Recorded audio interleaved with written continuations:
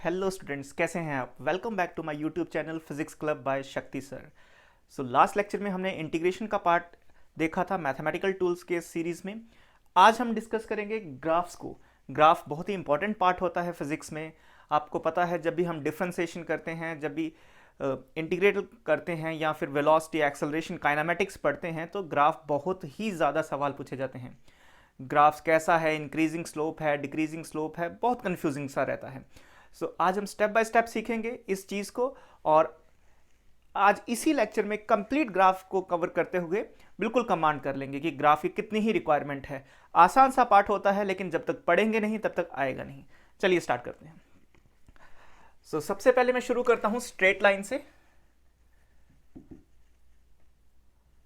Straight line, तो straight line का जो हमारे पास जनरल इक्वेशन होता है वो होता है y is equal to M X plus C. अब देखते जाते हैं यहां पर ये टर्म्स क्या क्या इंडिकेट कर रही हैं। जो y है वो हमें डिपेंडेंट वेरिएबल बताता है, डिपेंडेंट वेरिएबल। x जो है हमारे पास वो इंडिपेंडेंट वेरिएबल है, ये हमें पहले भी पढ़ चुके हैं, इंडिपेंडेंट वेरिएबल है। c जो है वो इंटरसेप्ट ऑन y एक्सिस होता है, इंटरसेप्ट ऑन y एक्सिस। और मेरे पास m है जो, उसको बोला जाता है स्लोप और ग्रेडियंट। स्लोप या ग्रेडियंट बोला जाता है। अब स्ट्रेट लाइन हमें पता है कि सबसे इजी जो ग्राफ होगा स्ट्रेट लाइन का वो ये हो सकता है। ये y एक्सिस है मेरे पास, ये मेरे पास x एक्सिस है, और ये एक मेरे पास लाइन है जिसको मैं स्ट्रेट लाइन बोल रहा हूँ, जो ओरिजिन से पास कर रही है, यहाँ से पास कर रही है, ओरिजिन से पास कर रही है। ये जो लाइन है, जैसे जैसे x की वैल्यू चेंज होती जा रही है वैसे वैसे y की वैल्यू भी चेंज होती जा रही है, राइट। तो ये जो जनरल इक्वेशन है, ये जनरल इक्वेशन इस तरह की स्ट्रेट लाइन को सेटिस्फाई करती है। यहां पर जो c है उसकी वैल्यू क्या होगी, m जो स्लोप है उसकी वैल्यू क्या होगी, उसकी चर्चा करते हैं हम। कोई भी स्ट्रेट लाइन जो होगी वो x के साथ कुछ ना कुछ एंगल बनाएगी। जैसे यहां पर मैं कहता हूं कि इस स्ट्रेट लाइन ने x एक्सिस के साथ थीटा एंगल बना रखा है, सबको दिखाई दे रहा है थीटा एंगल। थीटा एंगल हमेशा कैसे लेते हैं, anti clockwise, right. Positive x axis से लेते हैं, एंटी क्लॉकवाइज एंगल रोटेट करता है। यहां पर आपको थीटा एंगल दिखाई दे रहा है। तो जो स्लोप होती है, स्लोप जो टर्म है जिसको m से डिनोट किया जाता है, उसको tan थीटा लिखा जाता है। अभी मैं बताऊंगा tan थीटा क्यों लिखा जाता है। उसको डिफरेंशिएशन से भी इंडिकेट किया जाता है, delta y upon delta x करके, इस तरह से। ये सारी टर्म्स हम डिस्कस करेंगे। जल्दी से हम सीख लेते हैं कि जो स्लोप होती है उसको m से डिनोट किया जाता है, और उस स्लोप निकालने के लिए यूजली हम tan थीटा का कैलकुलेशन करते हैं। अगर tan थीटा हमें एंगल नहीं पता है तो हम किससे कैलकुलेट करेंगे, डिफरेंशिएशन करके। आप dy अपॉन dx भी लिख सकते हैं, dy अपॉन dx भी लिख सकते हैं। ओके, सबसे पहले तो मैं आपको इंटरसेप्ट के बारे में बताऊंगा, फिर धीरे धीरे से स्लोप पे भी चलेंगे। इंटरसेप्ट क्या चीज होती है, इंटरसेप्ट ऑन y एक्सिस। देखिए, जैसे ये मैं एक ग्राफ बना रहा हूं, यहां पर ये मेरे पास x एक्सिस है, ये y एक्सिस है, और ये एक मेरे पास स्ट्रेट लाइन है। जो स्ट्रेट लाइन है, it is intersecting with the y axis at this point. इस पॉइंट को मैं p पॉइंट लिख लेता हूं। ये हमारे पास ओरिजिन है x0 y0। ओके, सो ये जो डिस्टेंस है ओरिजिन से लेके p पॉइंट के बीच, this distance is defined as intercept on y axis which is denoted by c। ये जो c लिखा गया है यहां पर प्लस c लिखा गया। When ever the intercept is on positive side of the y axis, it is positive c। अगर यहां पर अगर कोई दूसरी स्ट्रेट लाइन है, जैसे ये एक स्ट्रेट लाइन है मेरे पास, तो यहां पर जो इंटरसेप्ट है, ये p1 लिख रहा हूं, इस पॉइंट को p2 लिख रहा हूं। ये जो आपको y एक्सिस पे इंटरसेप्ट दिखाई दे रहा है, ये ओरिजिन से नीचे की तरफ है। तो यहां पर जब हम इंटरसेप्ट की बात करेंगे तो नेगेटिव लिखा जाएगा, नेगेटिव c लिखा जाएगा। ओके, दोनों लाइंस हैं हमारे सामने, दोनों लाइंस कुछ ना कुछ एंगल बना रही हैं।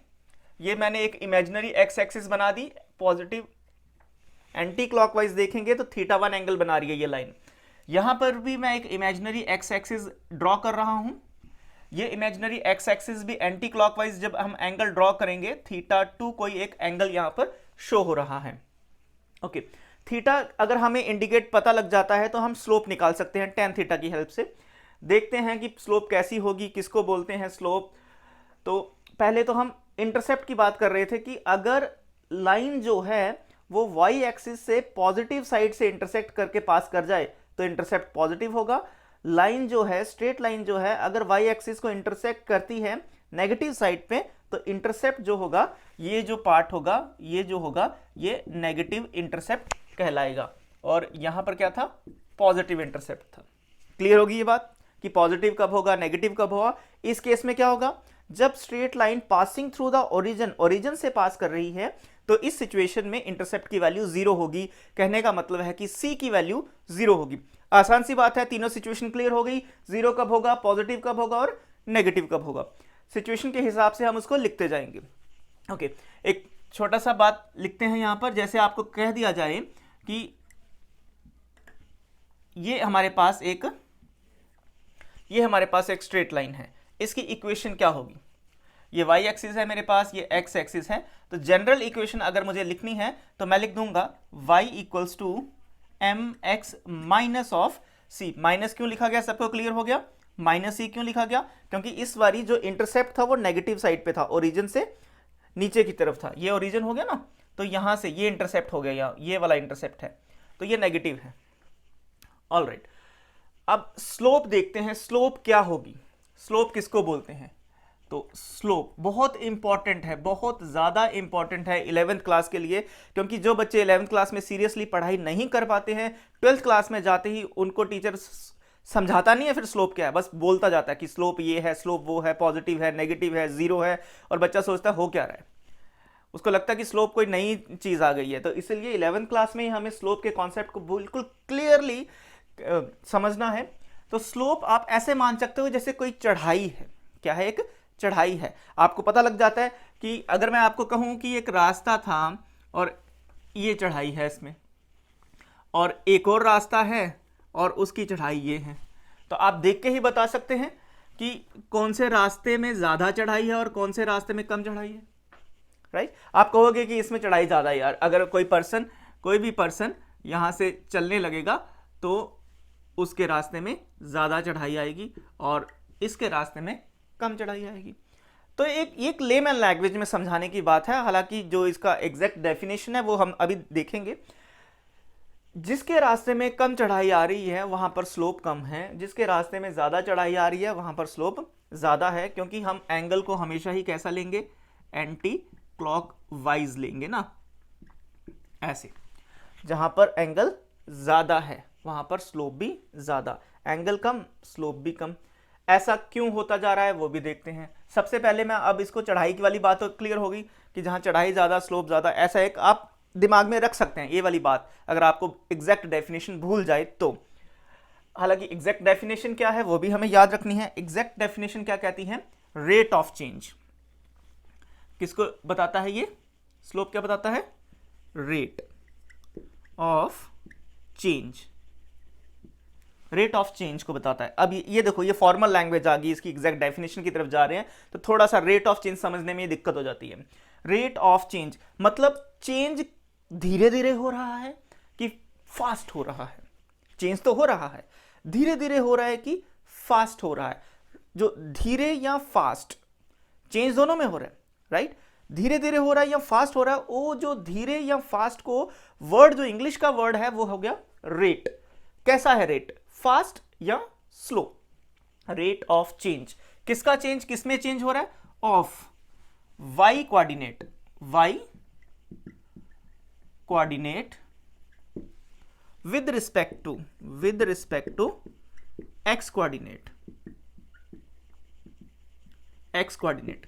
या फिर आप कह सकते हैं रेट ऑफ चेंज, मैं फिर से लिख रहा हूं, स्लोप इज इक्वल टू क्या हो सकता है, rate of change,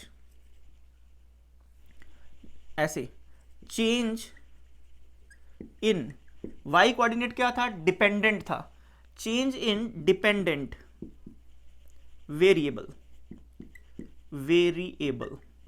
change in dependent variable, change in independent variable, okay. इसको स्लोप कहा जाता है कि rate of change of y coordinate with respect to x coordinate, मतलब जैसे जैसे x कोऑर्डिनेट चेंज होगा y कोऑर्डिनेट कैसे चेंज हो रहा है। जैसे जैसे x कोऑर्डिनेट चेंज होगा, जैसे ये 1 है, 2 है, 3 है, 4 है, x कोऑर्डिनेट आगे बढ़ता जाएगा तो y कोऑर्डिनेट किस तरह से चेंज होगा, ठीक है। जैसे यहां भी होगा, जैसे जैसे ये ग्राफ आगे बढ़ता जाएगा x कोऑर्डिनेट भी बढ़ता जा रहा है, y कोऑर्डिनेट भी बढ़ता जा रहा है। इसी चीज को मैं फिर से देखता हूं, अगर मेरे पास ओके, इसको और थोड़ा मैथमेटिकली क्लियर कर लेते हैं। Slope change in dependent variable, change को लिखा जाता है डेल्टा से, y लिख दिया, divided by change in independent variable, change को लिखा जाता है डेल्टा से, इनडिपेंडेंट वेरिएबल है x। तो ये हो गया स्लोप। मैथमेटिकली कैलकुलेट करने के लिए इसको आप y2 minus y1 divided by x2 minus x1 भी लिख सकते हैं। अगर चेंज बहुत छोटा है, राइट, अगर चेंज बहुत छोटा है तो जिसको लिखते हैं ना कि लिमिट, चलो मैं उधर बताता हूं आपको। अगर चेंज बहुत छोटा है तो उसको डिफरेंशियल फॉर्म में लिखा जाता है, डिफरेंशिएशन की टर्म में लिखा जाता है। तो वो भी देख लेते हैं कि वो कैसे लिखेंगे। स्लोप को ऐसे भी लिखा सकता है, limit delta y upon delta x, ठीक है। जब लिमिट लगा देंगे तो ये हो जाएगा dy अपॉन dx, जो डिफरेंशिएशन में चला गया। स्लोप निकालने के डिफरेंशिएशन भी एक तरीका है, delta y upon delta x, जो कि tan थीटा को इंडिकेट करेगा। अभी मैं आपको रिप्रेजेंट कर दूंगा कि कैसे tan थीटा में इंडिकेशन ये शो करेगा। tan थीटा की हेल्प से भी हम स्लोप कैलकुलेट कर सकते हैं। y2 minus y1 x2 minus x1 करके भी हम, अगर हमें कोऑर्डिनेट्स पता हैं तो इस तरह से भी स्लोप कैलकुलेट कर सकते हैं, या फिर डिफरेंशिएशन से भी हम स्लोप कैलकुलेट कर सकते हैं। डिपेंड करता है कि आपको गिवन क्या है, आपको कोऑर्डिनेट्स गिवन है, आपको इक्वेशन गिवन है। इक्वेशन गिवन है तो डिफरेंशिएट कर देंगे, कोऑर्डिनेट्स गिवन है तो y2 minus y1 x2 minus x1 करके हम इसको सॉल्व कर सकते हैं। ओके, tan थीटा का मैं बार बार बोल रहा हूं कि tan थीटा आया कहां से, वो चीज देखते हैं। ओके, चेंज देखना है ना हमें, चेंज इन y कोऑर्डिनेट। ये मेरे पास y है, ये मेरे पास x है, और ये मेरे पास एक छोटी सी प्यारी सी स्ट्रेट लाइन है। यहां पर मैं कह रहा हूं बार बार कि जो स्लोप होगी, अब देखो ना यार, मैंने चढ़ाई की बात की थी कि यहां पर चढ़ाई कितनी है इस लाइन की। x एक्सिस, ये मेरे पास एक इमेजिनरी x एक्सिस है, this is my imaginary x axis. So the angle which this straight line making with the imaginary x axis is theta. ये एक छोटा सा एंगल ये स्ट्रेट लाइन बना रही है इमेजिनरी x एक्सिस के साथ। ओके, अब मुझे चेंज देखना है तो मैं क्या करूंगा, मैं y एक्सिस के अलोंग ये एक परपेंडिकुलर ट्रेस कर रहा हूं। ओके, सो ये जो परपेंडिकुलर है ये हो गया डेल्टा y, और यहां से लेके यहां तक ये हो गया डेल्टा x। डेल्टा, ये है डेल्टा y, ये है डेल्टा x। अब आपको tan थीटा तो पता ही होगा यार, 10वीं पास करके आए हो सबको। tan थीटा क्या होता है, बड़े आसान होता है, परपेंडिकुलर अपॉन बेस होता है, सबको पता है, मुझे भी पता है, परपेंडिकुलर अपॉन बेस होता है। परपेंडिकुलर कितना यहां पर, डेल्टा y, मैंने लिख दिया डेल्टा y। बेस कितना है यहां पर, डेल्टा x, डेल्टा x, ये हो गया डेल्टा x, ठीक है, परपेंडिकुलर अपॉन बेस। सो tan थीटा, ये delta y upon delta x क्या दे रहा था, delta y upon delta x अंग्रेजी भाषा में लिख रहा था change in dependent variable divided by change in independent variable, मतलब कि delta y upon delta x था slope, delta y upon delta x था स्लोप, हम सब ने लिख दिया स्लोप। तो बोलो tan थीटा स्लोप के बराबर हुआ कि नहीं हुआ, हुआ। tan थीटा ही स्लोप होता है, ऐसा नहीं है कि गलती से आ गया tan थीटा स्लोप के बराबर हो गया, नहीं, tan थीटा ही स्लोप होता है। ओके, सो अब स्लोप निकालने के कितने तरीके होंगे? 3 तरीके होंगे। कौन कौन सा? यहाँ तो थीटा गिवन होगा तो tan थीटा कैलकुलेट करेंगे, कोऑर्डिनेट्स गिवन होंगे तो y2 minus y1 divided by x2 minus x1 करेंगे, इक्वेशन गिवन होगी तो डिफरेंशिएशन करेंगे। क्या करेंगे? डिफरेंशिएशन dy अपॉन dx करेंगे, या dependent with respect to independent variable से डिफरेंशिएट कर देंगे। स्लोप होता क्या है? स्लोप क्या होता है? रेट ऑफ चेंज होता है, चढ़ाई की तरह इसको समझना है। अब बात करते हैं कि स्लोप पॉजिटिव कब होगा, स्लोप नेगेटिव कब होगा। आप सबको 10th क्लास में चार्ट पता होता है जिसमें हम पढ़ते हैं कि tan 0 0, tan 30 कितना होता है, tan 45 1 होता है। तो वो सब हम लिख देते हैं यहाँ पर कि tan ऑफ 0 डिग्री क्या होता है? 0, tan of 30 degree 1/√3, tan of 45 degree कितना होता है? 1 होता है, tan of 60 degree equals to √3 and tan of 90 degree infinity या नॉट डिफाइंड, इन्फिनाइट या नॉट डिफाइंड। आप देखोगे 0 डिग्री से लेकर 90 डिग्री तक चले गए हम यार। अब 0 डिग्री से 90 डिग्री सबको एंगल पता है, परपेंडिकुलर होता है। ये x एक्सिस से कहां चले गए? y एक्सिस तक चले गए, ऐसे घूमते हुए ये थीटा एंगल बनाते गए। तो 0 डिग्री से 90 डिग्री तक चले गए, वैल्यू क्या आ रही है? सारी की सारी वैल्यू पॉजिटिव आ रही है। 0 भी पॉजिटिव, 1/3 भी पॉजिटिव, 1 भी पॉजिटिव, √3 भी पॉजिटिव और नॉट डिफाइंड या इनफाइनाइट। इसका मतलब 0 डिग्री से लेकर 90 डिग्री तक ये जो फर्स्ट क्वाड्रेंट होता है इसको क्या बोलते हैं? First quadrant. इसको क्या बोलते हैं? Second quadrant. This is third quadrant and this one is fourth quadrant. तो फर्स्ट क्वाड्रेंट में जो एंगल वेरिएबल है 0 डिग्री से 90 डिग्री तक, वहां पर tan की सारी वैल्यू पॉजिटिव आ रही है। ठीक, इसका मतलब जब भी कभी एंगल आपको 0 डिग्री से 90 डिग्री के बीच होगा, वैल्यू क्या आएगी? पॉजिटिव आएगी। स्लोप क्या आएगी? पॉजिटिव आएगी, क्योंकि tan थीटा की वैल्यू फर्स्ट क्वाड्रेंट में पॉजिटिव है। tan थीटा ही स्लोप होता है। tan थीटा की वैल्यू अगर पॉजिटिव तो स्लोप भी क्या होगी? पॉजिटिव होगी। ओके, इसको और अच्छे से देखते हैं। यहां पर बड़े आराम से स्लोप को सीखना ही सीखना है हमें, क्योंकि मजेदार होता है। एक बार आपको स्लोप आ जाएगा तो आप क्लास में हीरो बन जाओगे। देखिए, मैं कहता हूं, ये एक छोटा सा मैं वैल्यू के साथ आपको बता रहा हूं कि ये मेरे पास एक स्ट्रेट लाइन है which is making an angle of 45 degree.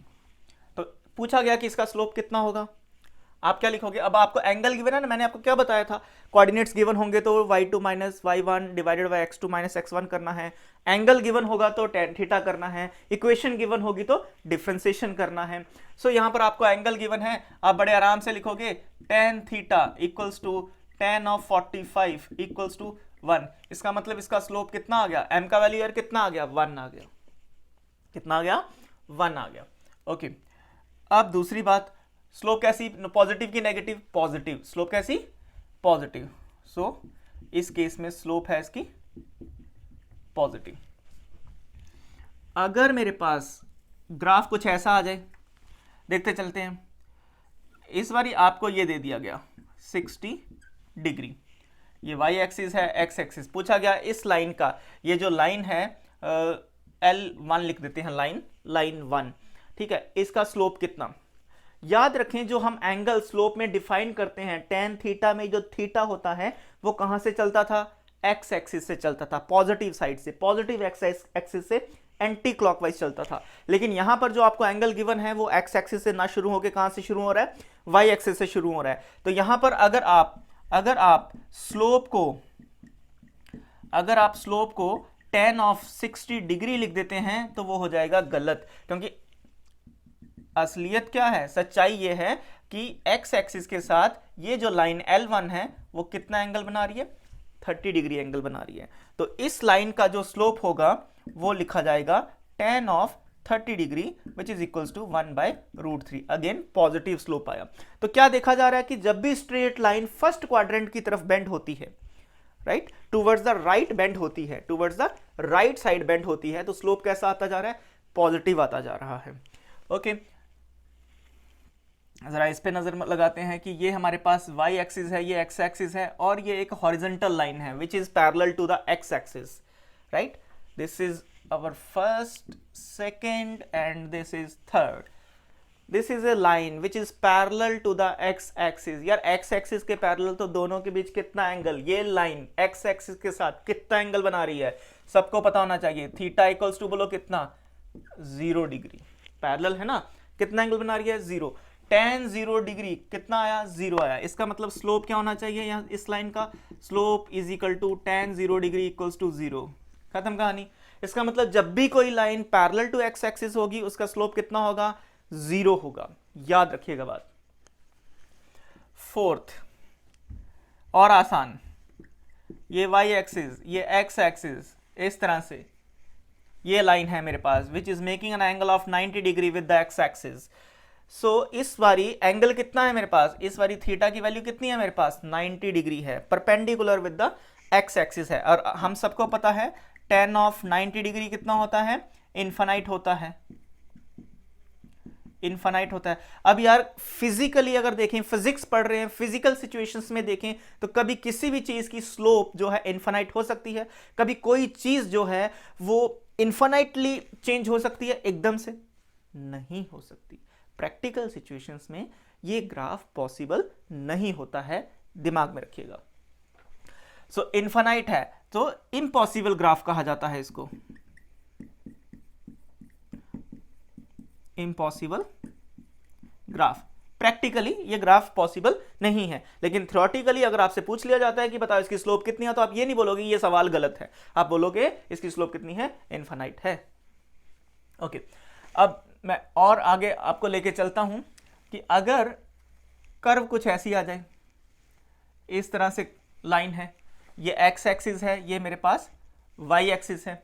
अब इसको आप बड़े आसान से देख सकते हैं, एक्स एक्सिस है, वाई एक्सिस और लाइन दिख रही है. एंगल आपको डिसाइड करना है कि क्या होगा. एक्स एक्सिस से शुरू होगा, एंटी क्लॉकवाइज शुरू होगा, तो एंटी क्लॉकवाइज मैं घुमा देता हूं इसको, ये आ गया anti clockwise. Let's say this is the angle. अब ये तो 90 से बड़ा है यार, 90 से बड़ा है तो इसको लिख देंगे थीटा ग्रेटर देन 90 डिग्री, जिसको ऑब्ट्यूज भी बोला जाता है.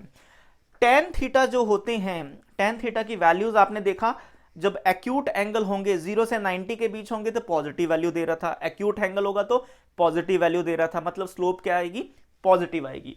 ऑब्ट्यूज एंगल होंगे तो टेन थीटा नेगेटिव वैल्यू देगा.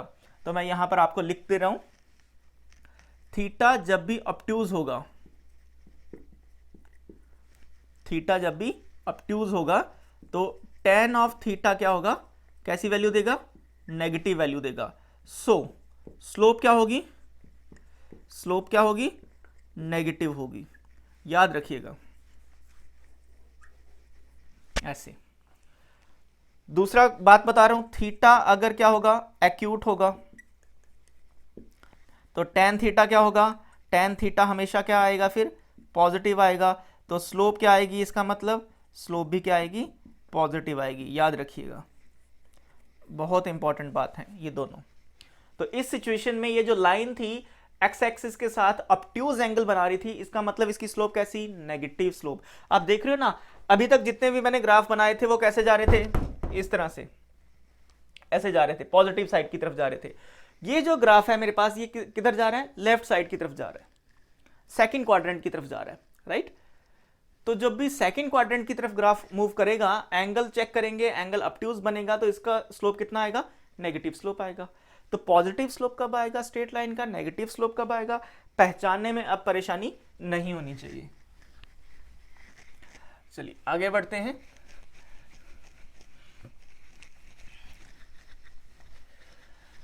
ये तो स्ट्रेट लाइन थी हमारे पास, स्ट्रेट लाइन की स्लोप पॉजिटिव नेगेटिव कब होती है, इक्वेशंस भी लिखना आनी चाहिए.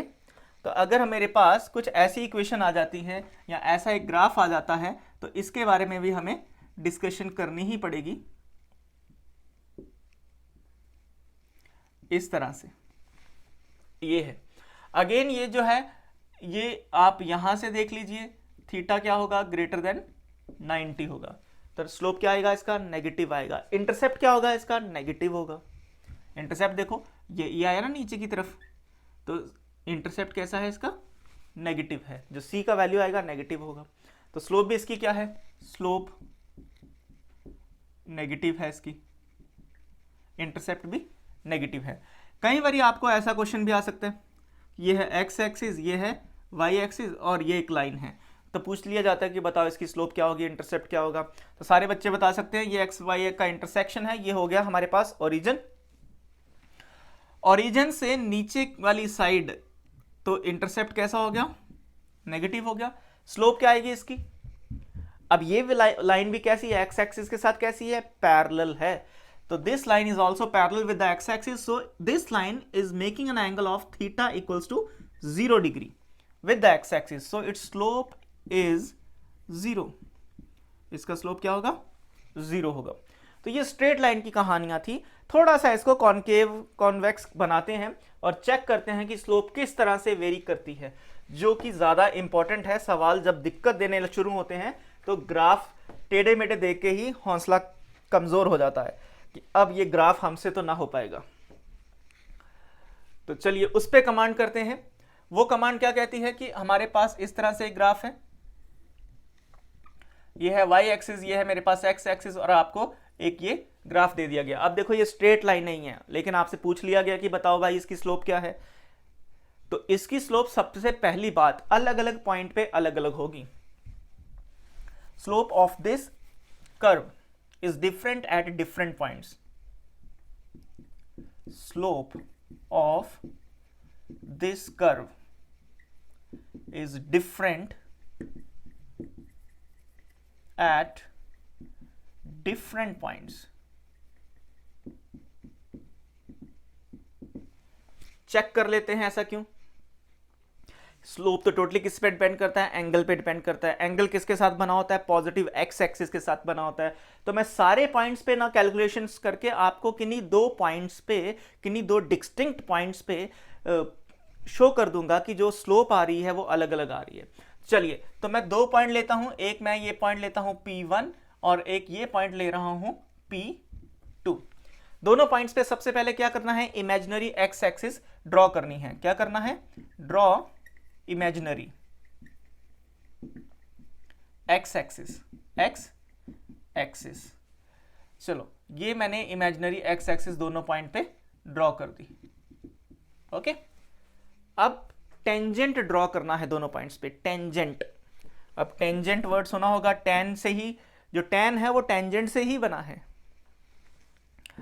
टेंजेंट, टेंजेंट ड्रॉ करना है। Tangent is a straight line which just touch single point of A curve. एक ऐसी स्ट्रेट लाइन होती है जो इस पॉइंट को जस्ट टच करेगी, उसको इंटरसेक्ट नहीं करेगी। टच द कर्व या पॉइंट,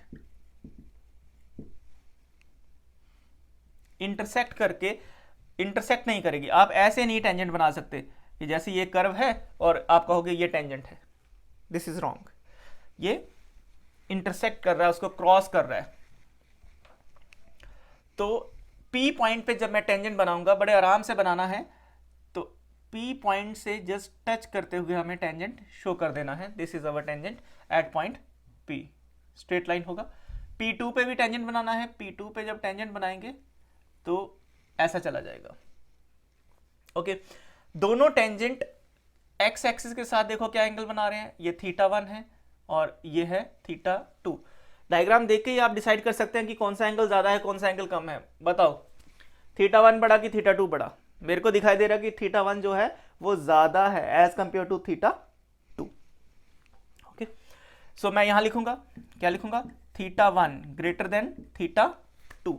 क्या दोनों एक्यूट हैं? यस, दोनों एक्यूट हैं, बोथ आर एक्यूट। इसका मतलब जो tan ऑफ θ1 होगा वो बड़ा होगा tan ऑफ θ2 से। बड़ा एंगल ना, आप देखो ना 45 डिग्री का जो रिजल्ट आया था, tan 45 1 होता है और tan ऑफ 30 डिग्री 1/√3 होता है कि एंगल जब 30 डिग्री है तो वैल्यू भी छोटी है, एंगल जब बड़ी है तो वैल्यू भी बड़ी है। तो इसलिए मैंने लिख दिया अगर θ1 एंगल बड़ा है तो tan θ की वैल्यू भी बड़ी आएगी। अब ये क्या होता है, ये है स्लोप एट पॉइंट P1 और ये है स्लोप एट पॉइंट P2। तो क्या डिसाइड हुआ इस कर्व से, इस कर्व से टेंजेंट बनाने के बाद ये पता लगा कि P1 पे M1 जो है, स्लोप जो है P1 पे ज्यादा है as compare to point P2। So हम ये कहेंगे कि when the curve trace from P1 to P2 the slope is decreasing, slope कम होती जा रही है। जैसे जैसे हम P1 से P2 की तरफ इस तरह जाएंगे, जैसे जैसे आगे बढ़ते जाएंगे स्लोप क्या होती जा रही है, कम होती जा रही है, क्योंकि एंगल जो है टेंजेंट का एक्स एक्सिस के साथ कम होता जा रहा है। तो हमें ये लाइन लिखनी पड़ेगी। क्या लिखेंगे? As we move from P1 to P2, from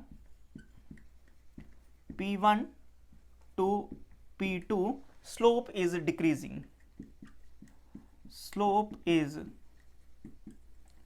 decreasing। All right, एक और कर्व देख लेते हैं, उस पर भी इसी तरह से हमें डिस्कशन करना है, कोई 2 पॉइंट्स लेके। इसको कह सकते हैं कि आप कॉन्केव डाउनवर्ड है। इसको देख लेते हैं बेटा, ये वाली कर्व जो है, तो ऐसे। तो इसके मैं 3 पॉइंट्स को डिस्कशन में लाऊंगा। सबसे पहला पॉइंट तो ये होगा कि यहां पर जानबूझ के मैंने एक हॉरिजॉन्टल सा छोटा सा पैच बनाया है। ये है वाई एक्सिस, ये है मेरे पास एक्स एक्सिस। ये पॉइंट P1 हो जाएगा, ये P2 हो जाएगा, ये P3 हो जाएगा। तो सबसे पहले देखो ना, ड्रॉ इमेजिनरी एक्स एक्सिस। तीनों पॉइंट्स पे अब हमें क्या करना है, इमेजिनरी एक्स एक्सिस ड्रॉ करनी है। चलिए P1 पे बना देते हैं इमेजिनरी एक्स एक्सिस, P2 पे भी बना देते हैं इमेजिनरी एक्स एक्सिस, P3 पे भी इमेजिनरी एक्स एक्सिस बना देते हैं। फिर क्या है, ड्रॉ इमेजिनरी एक्स एक्सिस के बाद टेंजेंट ड्रॉ करने हैं। अब P1 पे जो टेंजेंट होगा वो एक्स एक्सिस के अलोंग ही जाएगा। ये जो यहाँ पर जो टेंजेंट होगा वो कैसा जाएगा, एक्स एक्सिस के अलोंग ही चला जाएगा। इसका मतलब एक्स एक्सिस और टेंजेंट के बीच कितना एंगल, 0 डिग्री। tan 0 कितना होता है, 0। इसका मतलब यहाँ पर स्लोप कितनी, 0। क्लियर? मैंने पहले भी बताया था, जब भी कोई line parallel to x axis होती है तो स्लोप कितना आएगा, 0 आएगा। इसका मतलब P1 पे स्लोप कितना आ गया, 0 आ गया। P2 की बात करते हैं। P2 पे जब हम टेंजेंट ड्रॉ करेंगे कुछ ऐसा बनेगा, P3 पे जब हम टेंजेंट ड्रॉ करेंगे कुछ ऐसा बनेगा। अब आप देख सकते हैं, ये है θ2 और ये है θ3। डायग्राम में देख के ही आप डिसाइड कर सकते हैं कि कौन सा एंगल बड़ा है, θ2 की θ3। बताइए जरा, क्लियर दिख रहा होगा सबको कि θ3 जो है वो बड़ा है as compare to θ2। Okay, m1 θ1 तो 0 आ गया था यार, तो θ1 पे स्लोप कितनी हमने डिसाइड कर ली थी, ये आ गई।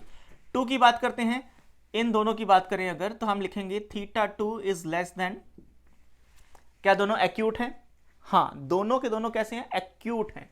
ओके, दोनों एक्यूट हैं, both are acute, both are acute. Acute से क्या पता लगता था कि tan थीटा की वैल्यूज पॉजिटिव आएंगी, स्लोप दोनों पॉइंट्स पे पॉजिटिव ही आएंगी। θ2 दोनों एक्यूट हैं, तो ऐसा लिखेंगे tan of θ2 less than tan of θ3। ये किसको बता रहा है, ये क्या चीज है, ये है स्लोप। कौन से पॉइंट पे, P2 पे। तो ऐसे लिखेंगे स्लोप P2 पे कम है एज कंपेयर टू पॉइंट 3। तो ये हमारा डिस्कशन रिजल्ट आया है कि यहां पर स्लोप 0 थी, यहां पर थोड़ी सी बढ़ गई, और सबसे ज्यादा स्लोप कहां पर है, यहां पर P3 पे। और चढ़ाई वाली बात भी करो, यहां चढ़ाई बिल्कुल नहीं थी तो स्लोप 0, यहां पर चढ़ाई थोड़ी सी बढ़ गई, P3 पे चढ़ाई और ज्यादा बढ़ गई। तो जैसे जैसे चढ़ाई बढ़ती जा रही है स्लोप क्या होती जा रही है, बढ़ती जा रही है। यहां पर आते हैं, पहले चढ़ाई क्या थी, ज्यादा थी, आगे चलते जा रहे हैं, चढ़ाई क्या होती जा रही है, कम होती जा रही है। जैसे चढ़ाई कम होती जा रही है स्लोप भी क्या होती जा रही है, कम होती जा रही है। Slope is decreasing.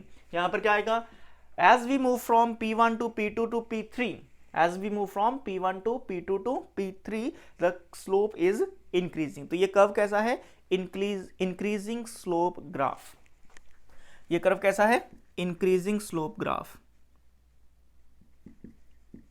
Increasing slope graph है या इंक्रीजिंग स्लोप कर्व, ये ऐसी कर्व है। ऑलराइट, एक और सिचुएशन देख सकते हैं जो आपको मिलेगा जब आप एक्सेलरेशन वेलोसिटी के ग्राफ्स पढ़ेंगे। तो ये जनरल फॉर्म्स हैं, ये आपको आनी चाहिए सो दैट कि जब हम वेलोसिटी टाइम ग्राफ पढ़ें, acceleration time graph, position time graph पढ़ेंगे तो वहाँ पर यही डिस्कशंस फिर से सामने आएंगी, लेकिन वो प्रैक्टिकली आएंगी कि वेलोसिटी कैसे चेंज हो रही है, एक्सेलरेशन कैसे चेंज हो रही है। यहाँ पर तो सिंपल मैं स्लोप स्लोप बोलता जा रहा हूँ, ठीक है, ये बिल्कुल बेसिक है। तो कुछ ये वाला ग्राफ भी देख लेते हैं, एक ऐसा वाला y x। अगेन आप 2 पॉइंट चूज कर सकते हैं, एक ये पॉइंट चूज कर लो, एक ये पॉइंट चूज कर लो। ओके, सो यहाँ दोनों पॉइंट्स पे इमेजिनरी एक्स एक्सिस बनाएंगे। ये मैंने इमेजिनरी एक्स एक्सिस बना दी दोनों पॉइंट्स पे, एक को P1 लिख लो, एक को P2 लिख लो। अब क्या करना है, दोनों पॉइंट्स पे मुझे टेंजेंट ड्रॉ करने हैं, तो मैं टेंजेंट ड्रॉ करूंगा। तो P1 पे जो टेंजेंट ड्रॉ होगा कुछ ऐसा होगा, और P2 पे जो टेंजेंट ड्रॉ होगा वो कुछ ऐसा होगा, ऐसा। अब देखो, जो टेंजेंट ड्रॉ कर लिए हमने, अब एंगल डिसाइड करने हैं। एंगल आपको पता है कहाँ से लेने होते हैं, पॉजिटिव एक्स एक्सिस से एंगल को स्टार्ट करना होता है। पॉजिटिव एक्स एक्सिस पे पेन रखिए और इस तरह से एंटी क्लॉकवाइज ले जाइए, ये θ1 हो जाएगा, और इसको भी ले जाइए, ये θ2 हो जाएगा। जब आप ध्यान से देखेंगे तो आपको क्लियरली दिखाई दे रहा है कि θ1 जो है वो छोटा है, θ2 जो है बड़ा है। तो मैं यहां पर लिख रहा हूं θ2 इज ग्रेटर देन θ1। एक्यूट है कि ऑब्ट्यूज है, दोनों के दोनों ऑब्ट्यूज एंगल हैं, बोथ आर ऑब्ट्यूज एंगल्स। अब मैंने सिखाया था आपको कि जब ऑब्ट्यूज एंगल होंगे तो tan थीटा की वैल्यूज क्या आएंगी, नेगेटिव आएंगी, स्लोप क्या होंगी, नेगेटिव होंगी। इसका मतलब बेटा ये है कि दोनों पॉइंट्स पे स्लोप क्या है, नेगेटिव ही है, ठीक है। यहां भी स्लोप नेगेटिव है, यहां भी स्लोप क्या है, नेगेटिव है। ओके, तो जब आपको लिखना है, बात ये सीखना कि जब ऑब्ट्यूज एंगल हैं तो मैंने क्या लिखा है, θ2 greater than θ1, therefore tan of θ2, यहां क्या लिखें, ग्रेटर देन की लेस देन। जब एक्यूट एंगल थे तो सेम सिंबल मैं लिख रहा था, ये देखो एक्यूट एंगल थे, θ2 लेस देन θ3, तो tan of θ2 less than, same angle है, सॉरी सेम सिंबल है, लेस देन है, यहां भी लेस देन है एक्यूट एंगल के केस में। ऑब्ट्यूज एंगल आएगा तो सिंबल चेंज हो जाएगा ऐसे, राइट। तो ये आएगा, ये सिचुएशन है बेटा ऐसी। θ2 पे जो स्लोप है कम है, थीटा यहां पर P2 पे स्लोप देखो, θ2 P2 पे स्लोप कम है, P1 पे स्लोप ज्यादा है। अब आप यहां से देखो चढ़ाई चढ़ना शुरू करोगे तो पहले चढ़ाई ऐसे थी, यहां पर चढ़ाई ज्यादा है तो यहां स्लोप ज्यादा हो गया। ओके, सो ये कुछ बातें हैं हमारे पास जो आपको आनी चाहिए। इतने ही ग्राफ हैं जो अगर आप सीख लेते हो, अच्छे से इनके नोट्स बना लेते हो, इन पे कमांड कर लेते हो, 2-4 बार इनको रिवाइज करोगे, स्ट्रेट लाइन के ग्राफ कैसे हैं, और उसके बाद ये जो कर्व्स मैंने ड्रॉ की हैं, एक कब इंक्रीजिंग है, 2 पॉइंट्स कैसे चूज करने हैं, टेंजेंट कैसे ड्रॉ करना है। टेंजेंट बड़ा ध्यान से ड्रॉ करना होता है, अदरवाइज आपको लगेगा कि दोनों एंगल सेम है। तो बड़े ही ध्यान से टेंजेंट को ड्रॉ करिए सो दैट कि क्लियरली आपको दिख जाएगी कहां पर एंगल छोटा है और कहां पर एंगल बड़ा है। आज का लेक्चर यहीं पर कंप्लीट होता है। नेक्स्ट लेक्चर में इसी मेथड मैथमेटिकल टूल्स में आगे बढ़ेंगे। लास्ट के 2 टॉपिक जो मैंने कवर किए हैं काफ़ी इंपॉर्टेंट है मैथमेटिकल टूल्स के लिए, डिफरेंशिएशन और इंटीग्रेशन। बिकॉज जैसे ही हम काइनेमेटिक्स में घुसेंगे, डिफरेंशिएशन और इंटीग्रेशन की बारिश होना शुरू हो जाएगी। हर स्टेप पे डिफरेंशिएशन इंटीग्रेशन आएगा, हर स्टेप पे ग्राफ्स आएंगे, हर स्टेप पे कर्व ड्रॉ होंगे। तो उस टाइम पे हम वापस इन लेक्चर्स की कंप्लीट डिस्कशन नहीं कर सकते। इसीलिए मेरा आपसे यही रिक्वेस्ट रहेगा कि इन 3 लेक्चर्स को बड़े अच्छे से कमांड करिए सो दैट कि काइनेमेटिक्स में जैसे ही एंट्री मारेंगे तो आपको क्लियरली दिखना शुरू हो जाए कि हाँ ऐसा होता है। ऐसा ना लगे कि पता नहीं टीचर बोल रहा है तो होता ही होगा। आपको पता होना चाहिए कि आपने पढ़ा है तो आप क्लियरली दिखे कि हाँ ये तो ऐसा ही होगा, ठीक है, दूसरे तरीके से नहीं होगा। कई बार होता है कि जब हमें कॉन्सेप्ट नहीं पता होते हैं तो जैसे टीचर बोलता जा रहा है पॉजिटिव है तो चलो मान लेते हैं पॉजिटिव है, नेगेटिव है तो मान लेते हैं नेगेटिव है। फिजिक्स सीखनी है तो बिल्कुल ही दिमाग क्लियर रखना पड़ेगा कि ऐसा ही होगा, ऐसा नहीं होगा। तो वो कब ऐसा डिसाइड कर पाओगे आप, जब आप स्टेप बाय स्टेप आगे बढ़ते जाओगे। लेक्चर्स को देखते चलिए, अपनी स्टडी को कंटिन्यू रखिए और मेरे चैनल को सब्सक्राइब करिए। Bye bye.